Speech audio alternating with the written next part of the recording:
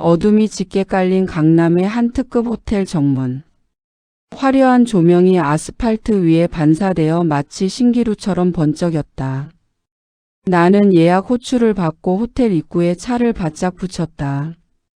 겨울의 초입 밤 공기는 폐부 깊숙이 파고들어 시렸지만 내 마음속에 들어찬 패배감보다 차갑지는 않았다.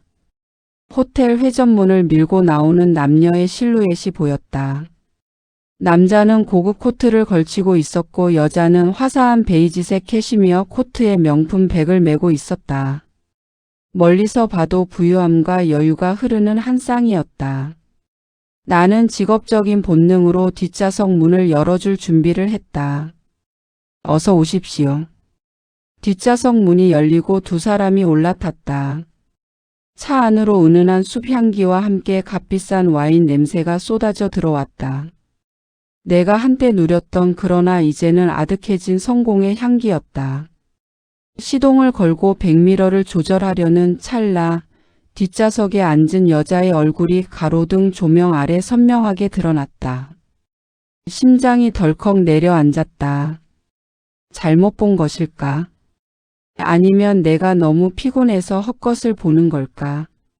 10년을 매일같이 마주보며 아침을 먹고 사업이 망해 울던 날 내 등을 쓸어주던 그 얼굴. 내 아내 수진이었다. 하지만 그녀는 지금 내가 아는 수진이 아니었다. 집에서는 늘 수척하고 걱정 어린 표정으로 나를 바라보던 그녀가 지금은 세상에서 가장 행복하고 생기 넘치는 표정으로 옆자리 남자의 어깨에 기대어 있었다. 아, 진짜 아쉽다. 자기야, 조금만 더 있다가 가면 안 돼? 근처에 조용한 바라도 가서 딱 한 잔만 더 하자. 응? 수진의 목소리가 끈적하게 내 귓가를 파고들었다. 남자가 수진의 허리를 감싸 안으며 칭얼대듯 말했다. 그의 손길은 거침이 없었고 수진은 그런 그의 손길이 당연하다는 듯 몸을 맡겼다. 나는 숨이 막혀왔다. 운전대를 잡은 손에 피가 안 통할 정도로 힘이 들어갔다. 택시 핸들의 거친 감촉이 너무 생생해서 이것이 꿈이 아님을 뼛속 깊이 각인시켜 주었다. 안 돼. 나 오늘 너무 늦었어. 우리 남편 집에서 나 기다리고 있단 말이야. 벌써 몇 시야? 수진의 입에서 남편이라는 단어가 나왔다. 그 단어는 날카로운 칼날이 되어 내 고막을 찢고 들어왔다. 그녀는 마치 승리자가 전리품을 자랑하듯 혹은 이 금지된 불륜이 얼마나 스릴 넘치는지 과시하듯 깔깔거리며 말했다. 운전석의 기사가 바로 그 남편이라는 사실은 꿈에도 모른 채. 야, 쪽팔리게 말을 왜 그렇게 해? 기사님도 계시는데. 얼굴 다 빨개졌잖아. 남자가 당황한 듯 내 눈치를 살피며 목소리를 낮췄다. 그의 얼굴이 붉어진 것이 룸미러를 통해 보였다. 하지만 수지는 오히려 그 반응이 너무 재미있다는 듯 남자의 팔뚝을 찰싹 때리며 더 크게 웃어 젖혔다. 뭐 어때? 사실인걸.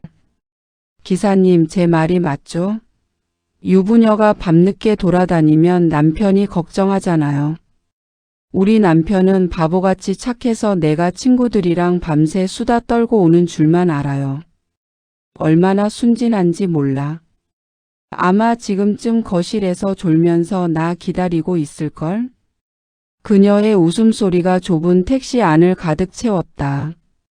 그것은 내가 사랑했던 아내의 웃음소리가 아니라 낯선 괴물의 비명처럼 들렸다. 나는 입술을 깨물었다. 지금 당장 차를 세우고 뒤를 돌아보며 내 정체를 밝히고 싶은 충동이 일었다. 하지만 내 비루한 현실이 나를 붙잡았다. 그리고 무엇보다 지금 이 순간을 확실한 증거로 남겨야 한다는 냉혹한 본능이 꿈틀거렸다. 아이고, 못 살겠다 진짜. 기사님, 죄송합니다. 우리 공주님이 술이 좀 과했네요. 아까 한 말은 못 들은 걸로 해주세요. 자, 이건 팁입니다. 남자가 갑자기 내 어깨를 툭 치더니 10,000원짜리 지폐 몇 장을 앞좌석 콘솔에 내려놓았다. 입막음용이었다. 그 돈은 내 자존감을 짓밟는 발길질과 다름없었다. 저기 앞 코너 돌면 있는 커피숍 보이죠? 거기 세워주세요. 잠깐 거기 들렀다 갈 거니까. 차가 출발하자마자 뒷좌석에서는 민망한 소리가 들려오기 시작했다. 쪽쪽 하는 입맞춤 소리와 거친 숨소리. 룸미러로 슬쩍 본 수지는 남자의 목을 끌어안고 탐욕스럽게 입을 맞추고 있었다. 집에서 내가 손을 잡으려 하면 피곤하다, 애들 깬다며 밀어내던 그녀였다. 그런 그녀가 지금 낯선 남자의 품에서 녹아내리고 있었다. 수진의 손에는 비닐봉지 하나가 들려 있었다. 고소한 기름 냄새가 차 안에 진동했다. 이거 봐 자기야. 자기가 사준 이 치킨 우리 남편 갖다 주면 자기가 사준 줄도 모르고 맛있게 처먹을 거야. 여보 고생했어 하면서 닭다리 뜯는 꼴 생각하면 웃기지 않아? 당신이 남편 챙기라고 사준 거니까 내가 잘 먹이게. 남자는 결국 그녀의 뻔뻔함에 항복한 듯 같이 낄낄대기 시작했다. 와, 너 진짜 무섭다. 그래도 남편 생각해서 치킨까지 챙기는 건 지극정성이네. 그래, 가서 남편 많이 먹여라. 커피숍 앞에 차를 세웠다. 두 사람은 내리자마자 서로의 허리를 감싸 안고 어둠 속으로 사라졌다. 나는 그들이 시야에서 완전히 사라질 때까지 핸들을 놓지 못했다.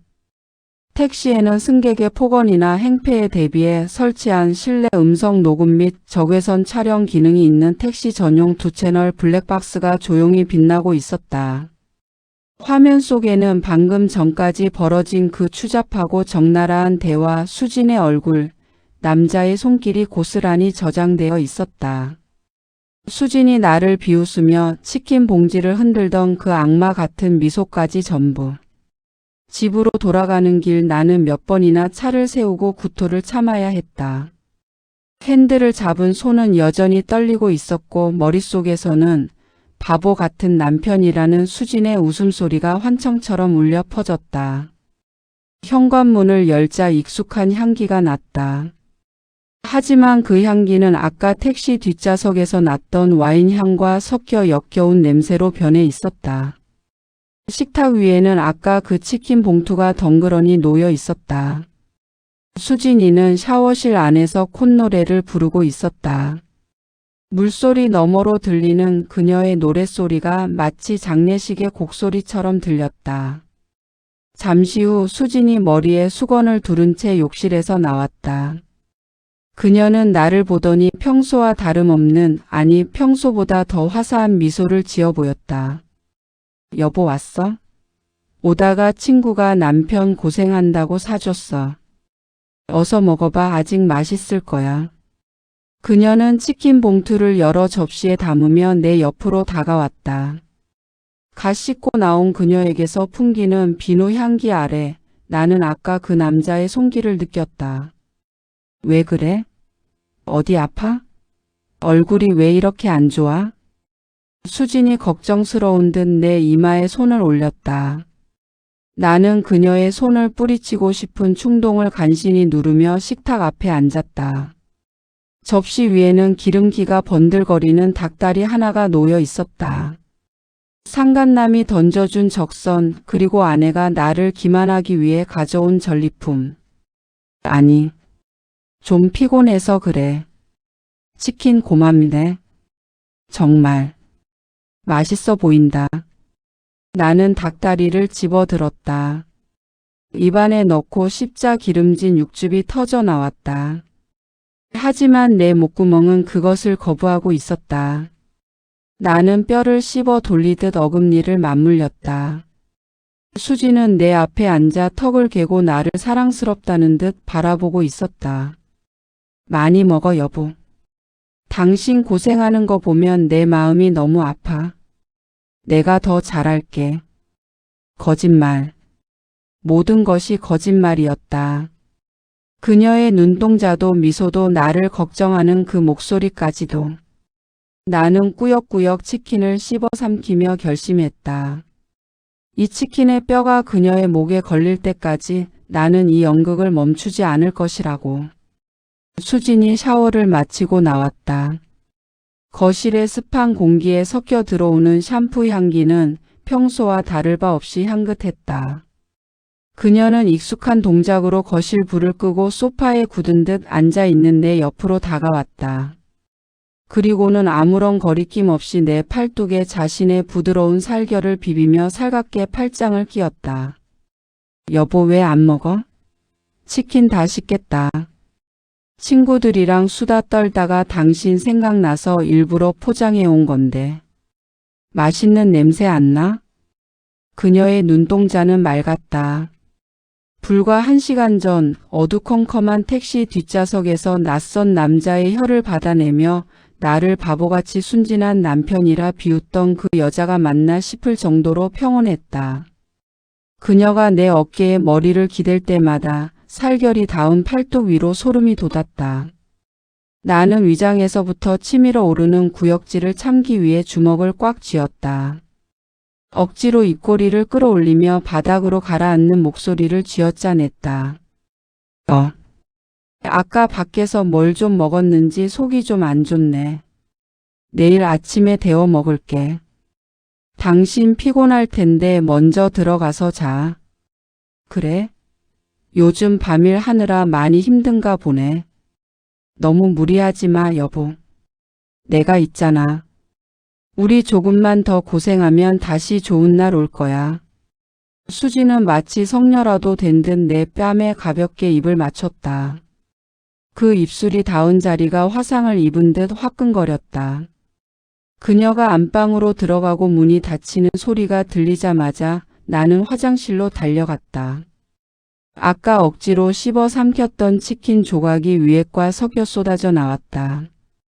변기 물을 내리는 소리가 내 가슴 속에서 터져 나오지 못한 비명처럼 욕실을 울렸다. 입안을 헹구고 거울을 보았다. 거울 속에는 배신감으로 눈이 뒤집힌 낯선 남자가 서 있었다. 나는 서재로 들어가 안쪽에서 문을 잠갔다. 그리고 주머니 속에 감춰두었던 블랙박스 SD 카드를 꺼냈다. 손이 덜덜 떨려 노트북 슬롯에 카드를 끼워 넣는 데만 한참이 걸렸다. 마침내 모니터에 폴더가 뜨고 오늘 날짜의 영상 파일들이 나열되었다. 나는 호텔 앞에서 그들이 탑승했던 시간대의 파일을 클릭했다. 스피커를 통해 가장 먼저 들려온 것은 차 문이 닫히는 묵직한 소리, 그리고 뒤이어 터져 나온 수진의 간드러진 웃음소리였다. 아, 진짜 아쉽다. 자기야, 조금만 더 있다가 가면 안 돼? 우리 아까 본 그 바 가자, 응? 안 되긴 나도 가기 싫어 죽겠어. 근데 너 오늘 너무 늦었잖아. 남편이 의심 안 해? 뭐 어때? 우리 남편 집에서 나 기다리고 있어. 걔는 내가 늦게 들어갈수록 미안해하면서 더 잘해준다니까. 바보같이 착해 빠져가지고. 화면 속 수지는 적외선 카메라의 푸르스름한 조명 아래서 인간의 탈을 쓴 괴물처럼 보였다. 남자의 목을 짐승처럼 감싸 쥐고 입을 맞추는 그녀의 옆모습, 남자의 손이 그녀의 허벅지를 타고 올라가는 적나라한 움직임. 영상 속의 그녀는 내가 10년 동안 사랑했던 여자가 아니었다. 낯선 남자의 애무에 몸을 떨며 내 존재를 지워버리는 악마였다. 나는 영상을 멈췄다. 숨이 가빠와 가슴을 쥐어짜야 했다. 모니터를 주먹으로 부수고 싶은 충동이 일었지만 나는 간신히 이성을 붙잡았다. 이것은 나를 파멸시킨 그들을 지옥으로 보낼 유일한 무기였다. 나는 다시 영상을 재생했다. 상간남의 얼굴이 정면으로 찍힌 구간을 찾아 화면을 멈추고 캡처했다. 30대 후반 날카로운 눈매에 값비싼 안경을 쓴 남자. 수진이 들고 있는 치킨 봉투를 보며 남편 많이 먹여라며 낄낄대던 그놈의 오만한 표정을 나는 막막 깊숙이 새겼다. 그래. 많이 먹여주지. 내 놈들이 뿌린 그 독을 그대로 돌려줄 테니까. 나는 밤을 새워 영상을 백업했다. 클라우드 3곳에 분산 저장하고 USB 2개에 따로 복사했다. 하나는 택시 대시보드 안쪽 깊숙한 곳에, 하나는 평소 쓰지 않는 가방 안감 사이에 숨겼다. 창밖으로 새벽빛이 비칠 때까지 나는 단 한숨도 자지 않았다. 다음 날 아침 수지는 아무 일도 없었다는 듯 앞치마를 두르고 아침상을 차렸다. 식탁 중앙에는 어제 먹다 남은 치킨이 예쁜 접시에 담겨 올라와 있었다. 전자레인지에 데웠는지 기름진 냄새가 다시 거실을 채웠다. 여보, 이거 살짝 데웠어. 아침부터 치킨이 좀 무겁긴 하겠지만 자기가 좋아하는 거잖아. 먹고 나가. 나는 그녀의 눈을 똑바로 쳐다보았다. 그녀는 여전히 맑고 순수한 미소를 짓고 있었다.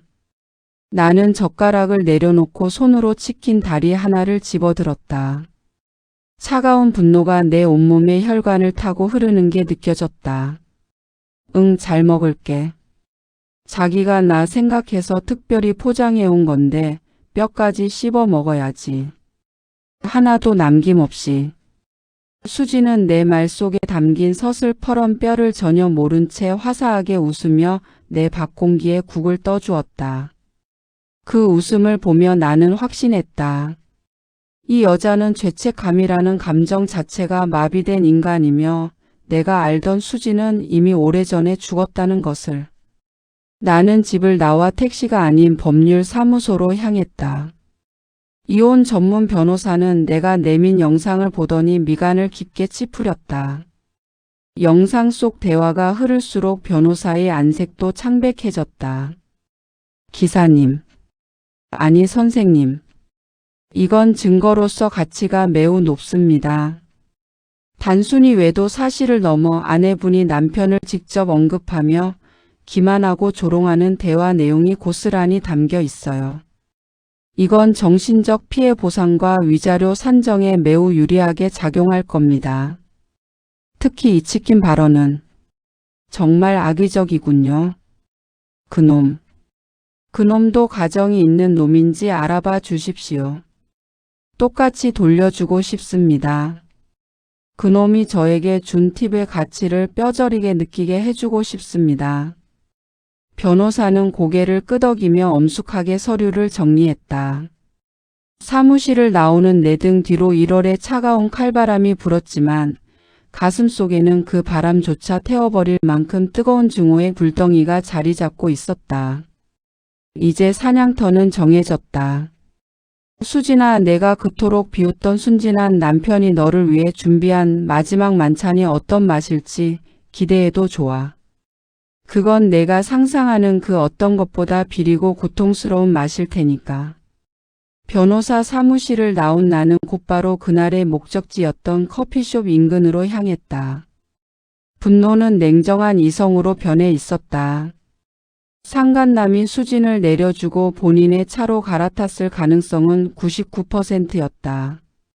다행히 내 택시 블랙박스에는 그가 내린 지점과 시간이 1초의 오차도 없이 기록되어 있었다. 나는 며칠간 택시 영업도 접은 채 그 일대를 뒤졌다.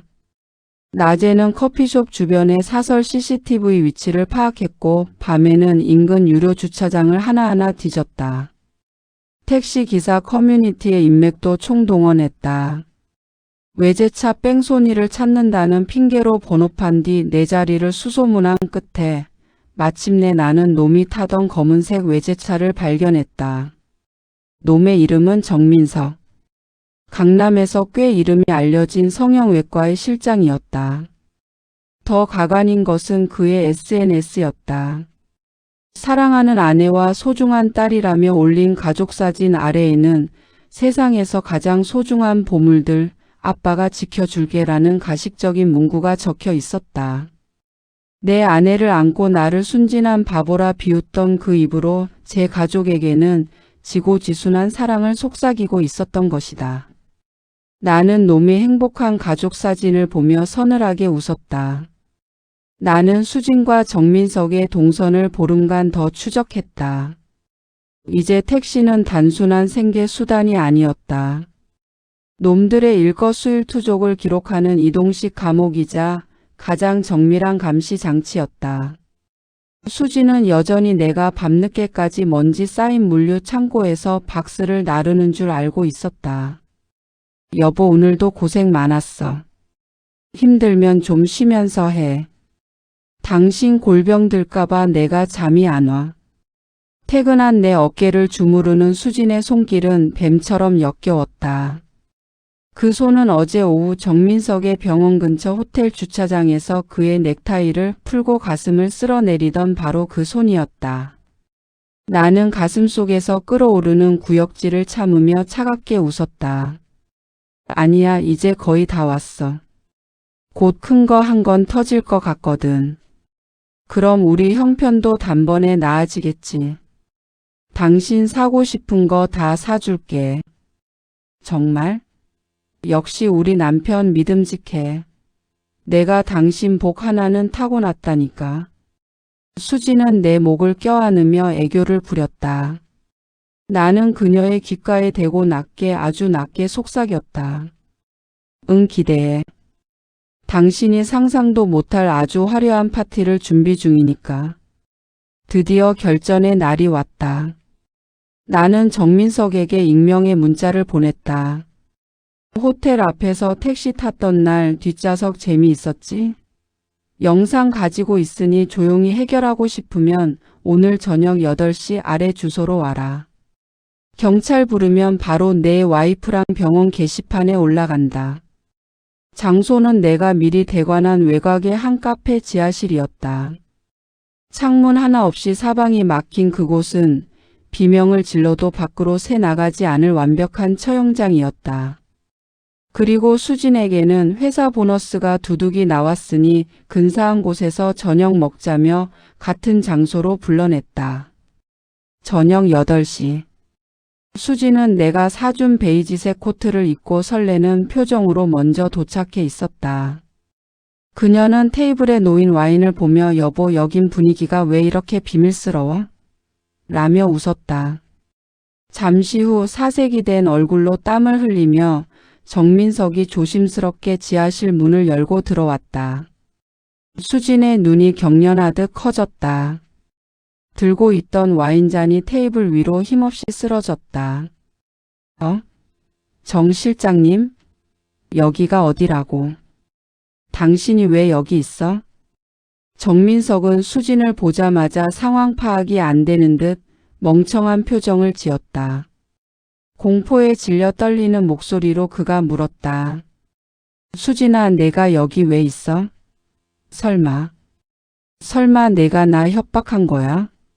돈 필요해서 그랬어?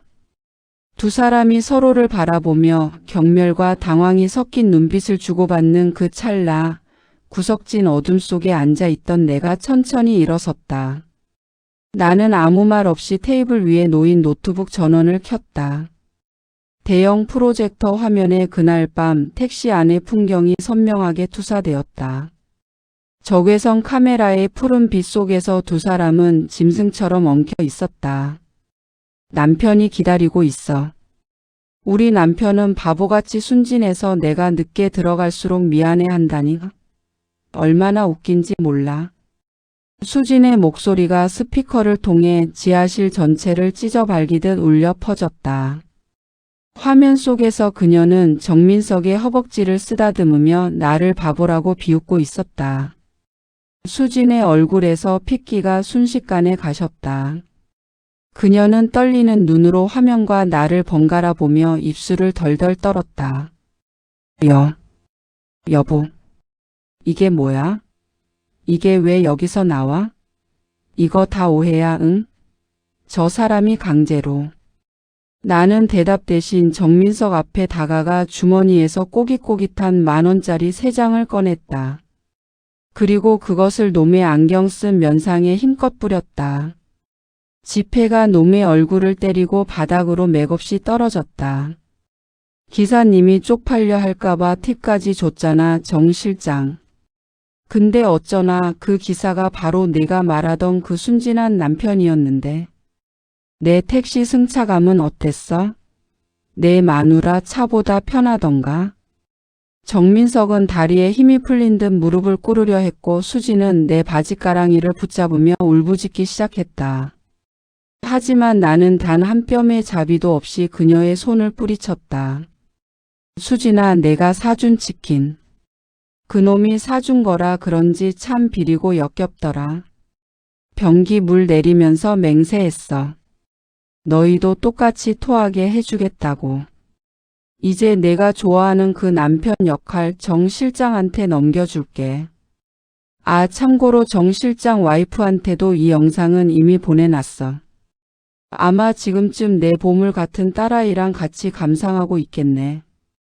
정민석은 비명을 지르며 휴대폰을 확인하려 했고 수지는 넋이 나간 채 바닥에 주저앉았다. 나는 노트북을 닫고 가방을 챙겼다.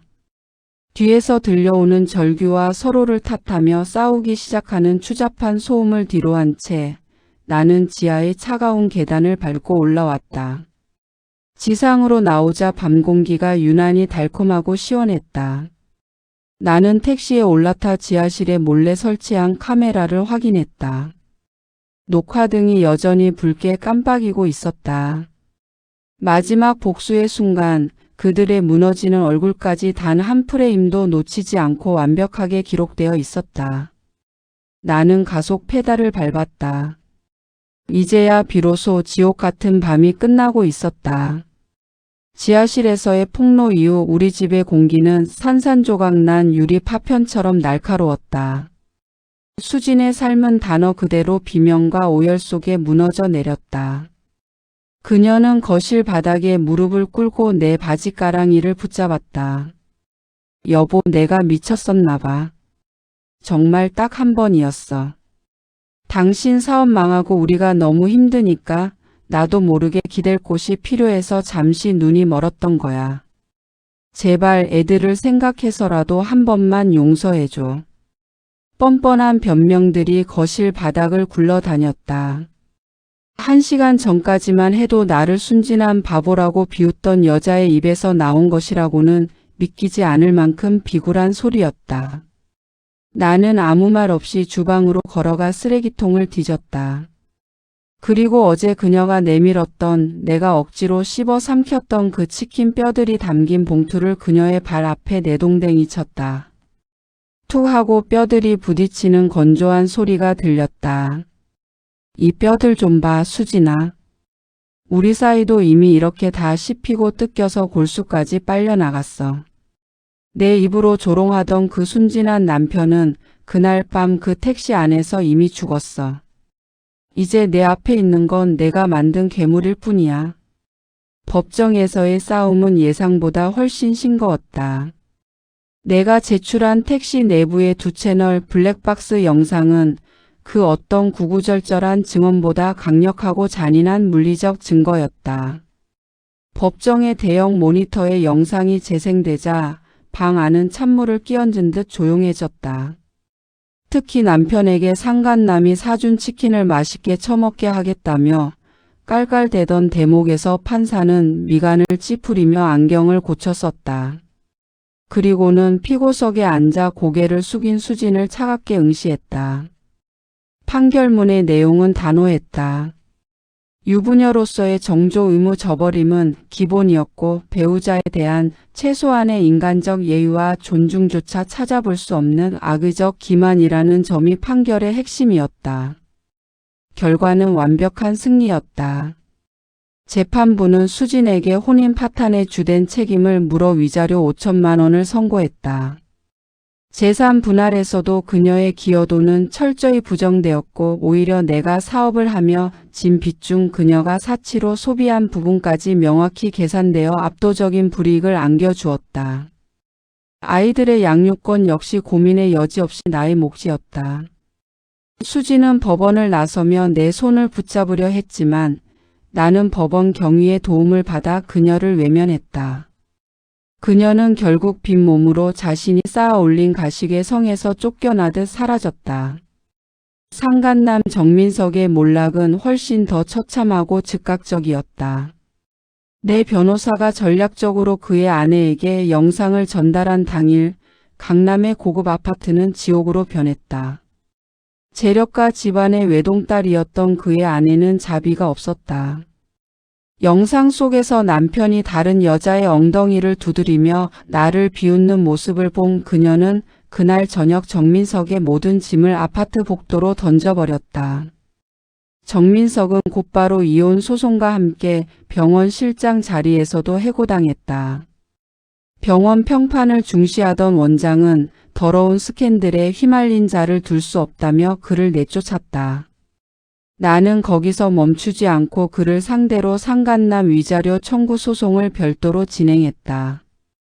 노문 재판 내내 술에 취해 실언한 것이라며 빌었지만 법원은 최고에게 위자료 판결을 내렸다. 노문 자신이 나에게 던졌던 입막음용 팁 3만 원의 수천 배를 피눈물을 흘리며 지불해야 했다. 한때 강남을 누비던 그의 검은색 외제차는 압류되어 경매시장으로 넘어갔다. 어느 늦은 오후 나는 익숙한 호텔 앞 도로를 지나고 있었다. 신호 대기 중 문득 대시보드에 꽂아둔 블랙박스 메모리 카드를 확인했다. 화면 속에서 우리 남편은 바보라며 웃던 수진의 모습이 보였다. 신기하게도 이제는 화조차 나지 않았다. 그저 오답 노트를 확인하며 다시는 이런 실수를 하지 말아야지라고 다짐하는 기분이었다. 그때 호텔 정문 건너편 버스 정류장에 홀로 서 있는 한 여자가 보였다. 초라한 코트 차림에 예전에 생기는 온데간데 없이 푸석해진 얼굴. 수진이었다. 그녀는 지나가는 택시를 향해 절박하게 손을 흔들고 있었다. 하지만 예약 표시를 켠 빈 택시들은 그녀의 처량한 모습은 안중에도 없다는 듯 매정하게 지나쳐갈 뿐이었다. 그녀의 발치에는 편의점 비닐봉지 하나가 들려 있었다. 그 안에는 세일 품목인 듯한 작은 조각 치킨 한 봉지가 들어있는 게 보였다. 한때 남편을 조롱하기 위해 사왔던 그 화려한 치킨이 아니라 이제는 자신의 끼니를 때우기 위해 산 처량한 식사였다. 나는 창문을 내리지도 속도를 줄이지도 않았다. 엑셀을 밟는 내 발끝에는 망설임이 없었다. 백미러 속에서 그녀의 형체는 점점 점이 되어 가다가 이내 뒷차들의 불빛 속으로 완전히 사라졌다. 나는 차 안의 오디오 볼륨을 높였다. 경쾌한 클래식 음악이 차 안을 가득 채웠다. 조수석에는 유치원에서 돌아올 아이들을 위해 산 신선한 딸기와 과일 박스가 놓여 있었다. 사업은 번창하고 있었고 내 인생의 핸들은 이제 타인의 기만이 아닌 온전히 내가 가고자 하는 방향으로 꺾여 있었다. 어둠을 뚫고 달리는 차창 너머로 푸르스름한 새벽 공기가 밀려왔다. 이제 더 이상 누군가에게 비겁한 변명을 하거나 속이기 위해 밤을 새우는 일은 없을 것이다. 나는 가속 페달을 깊게 밟으며 한 번도 가보지 못한 나만의 새로운 경로를 향해 거침없이 나아갔다. 복수는 끝났지만 삶은 계속되었다. 나는 택시기사를 하며 익혔던 수도권 물류 지도를 머릿속에 통째로 집어넣고 다시 사업을 시작했다. 바보같이 착한 남편이 아니라 밑바닥을 경험한 냉혹한 사업가로서의 시작이었다. 잠은 사치였다. 새벽 3시에 노량진 수산시장에서 물건을 떼고 아침에는 경기도 일대의 유통센터를 직접 돌며 발로 뛰었다. 1년 뒤 내가 세운 새벽 배송 전문 유통사는 업계의 다크호스로 떠올랐다. IT 기업을 운영했던 기술적 노하우의 택시기사를 하며 체득한 현장 감각이 결합되자 물류 효율은 극대화되었다. 투자자들이 다시 줄을 섰고 테헤란로의 높은 빌딩 숲속에 내 이름이 박힌 새 사무실이 생겼다. 이제 나는 낡은 택시 기사복 대신 맞춤 정장을 입는다. 하지만 나는 여전히 새벽 공기를 사랑한다. 그 차가운 공기가 내가 누구였는지 그리고 그들이 나를 어떻게 짓밟았는지를 잊지 않게 해주기 때문이다. 그 시각 수진의 삶은 곰팡이가 핀 지하방으로 숨어들고 있었다. 위자료와 소송 비용으로 가진 것을 다 날린 그녀를 받아주는 곳은 없었다. 정민석은 이혼 소송 과정에서 그녀를 돈을 뜯어내려 접근한 꽃뱀으로 몰아세우며 자신의 책임을 회피했다. 사랑이라 믿었던 불륜의 끝은 추잡한 진흙탕 싸움이었고 수지는 그 싸움에서 처참하게 패배했다. 그녀는 고시원을 전전하며 식당 서빙과 편의점 아르바이트로 근근히 생계를 이어갔다. 한때 명품 백을 메고 호텔 와인을 마시던 손에는 이제 독한 세제 냄새와 음식물 쓰레기 냄새가 배어 있었다. 그녀의 유일한 위안은 TV 뉴스나 인터넷 기사에서 내 소식을 찾는 것이었다. IT 천재의 부활. 물류 혁신으로 재기에 성공한 강준호 대표. 모니터 속에서 환하게 웃고 있는 나의 사진을 보며 수지는 피를 토하듯 오열했다. 저 옆자리는 내 자리였는데 내가 조금만 참았더라면, 내가 그날 그 택시를 타지 않았더라면. 그녀는 밤마다 자신의 뺨을 때리며 후회했다. 자기가 비웃으며 던졌던 그 치킨이 사실은 자신의 목줄을 잴 사형 집행인의 마지막 만찬이었다는 것을 이제야 뼈저리게 느끼고 있었다. 어느 비 내리는 금요일 밤. 나는 새로 뽑은 법인 차량 뒷좌석에 앉아 비서가 보고하는 다음 주 일정을 듣고 있었다. 차는 신호 대기 중에 잠시 멈췄다. 창밖은 예전 그 호텔 앞 거리였다. 대표님, 내일 아이들 체험학습 일정 예약해 두었습니다. 그래, 고생했어. 창문을 내리고 담배 대신 신선한 새벽 공기를 마시려던 찰나, 인도 한복판에서 빗물에 젖은 채 전단지를 돌리는 한 여자가 눈에 들어왔다. 다 떨어진 구두, 물이 빠진 얇은 외투, 그리고 헝클어진 머리카락. 수진이었다. 그녀는 지나가는 사람들에게 외면당하며 연신 고개를 숙이고 있었다. 그러다 우연히 신호 대기 중인 차 안에 나를 발견한 듯 그녀의 움직임이 멈췄다. 빗줄기 너머로 그녀의 눈동자가 흔들렸다. 그 눈에는 경악, 질투, 그리고 무엇보다 강한 구걸의 빛이 서려 있었다. 그녀는 미친 사람처럼 차도로 뛰어들려 했다. 내 차 유리창을 두드리며 준호 씨, 여보, 라고 외치려는 찰나 신호가 바뀌었다. 대표님, 무슨 일 있으십니까? 비서의 물음에 나는 무심하게 창문을 올렸다. 아니, 아무것도 아니야. 먼지 같은 게 좀 보였을 뿐이야. 차가 부드럽게 출발했다. 백미러 속으로 수진이 빗길에 넘어져 오열하는 모습이 보였다. 그녀의 손에는 여전히 성형외과 홍보 전단지가 들려 있었다. 자신이 사랑을 나누던 그 남자가 일하던 곳의 홍보물을 이제는 목숨을 부지하기 위해 돌리고 있는 얄궂은 운명이었다. 마트에서 장을 본 후 나는 차 안에 오디오를 켰다. 아이들이 좋아하는 동요가 흘러나왔다. 조수석에는 아이들과 주말에 캠핑을 가서 구워 먹을 최고급 고기와 신선한 식재료들이 가득했다. 나는 가속 페달을 밟았다. 내 인생의 블랙박스에 더 이상 그녀의 영상이 기록될 일은 없을 것이다. 나는 이제 거울 속의 나를 보며 미소 지을 수 있다. 집에 도착하자 아이들의 웃음소리가 현관까지 마중 나왔다. 나는 아이들을 품에 안으며 생각했다. 진정한 복수는 그들을 파멸시키는 것이 아니라 그들이 감히 쳐다볼 수도 없는 높은 곳에서 완벽하게 행복해지는 것이라는 사실을. 어둠을 가르고 달리는 내 차 뒤로 수진의 비명 같은 울음소리는 빗소리에 묻혀 영원히 사라져갔다. 이제 내 앞에는 오직 내가 설계한 찬란한 새벽만이 기다리고 있었다. 드디어 막장 드라마의 회원 가입이 시작되었습니다. 당신의 인생이 드라마가 됩니다. 막장 드라마 채널 멤버십으로 주인공이 되세요. 매일매일 남의 이야기만 보며 속으로 내 인생이 더 막장인데? 라고 외치고 계신가요? 현실보다 더 리얼하고 상상을 초월하는 사연들로 꽉 찬 막장 드라마 채널이 이제 당신의 이야기를 기다립니다. 구독 버튼만으로는 부족해요. 막장 드라마의 진정한 주인공이 될 수 있는 특별한 기회, 멤버십 가입으로 잡으세요. 1단계 막장 2플러스로 특권을 누리세요. 월 1,990원. 월 1,990원 커피 한 잔 값으로 평범한 시청자에서 특별한 멤버가 됩니다. 회원 전용 영상 무제한 시청은 기본. 오직 회원만이 볼 수 있는 비밀 콘텐츠를 마음껏 누리세요. 게다가 댓글이나 실시간 채팅 시 당신의 닉네임 옆에 가입 기간에 따라 빛나는 특별한 회원 배지가 부여됩니다. 채널 커뮤니티에서 당신의 존재감을 확실하게 드러내고 특별 대우를 받아보세요.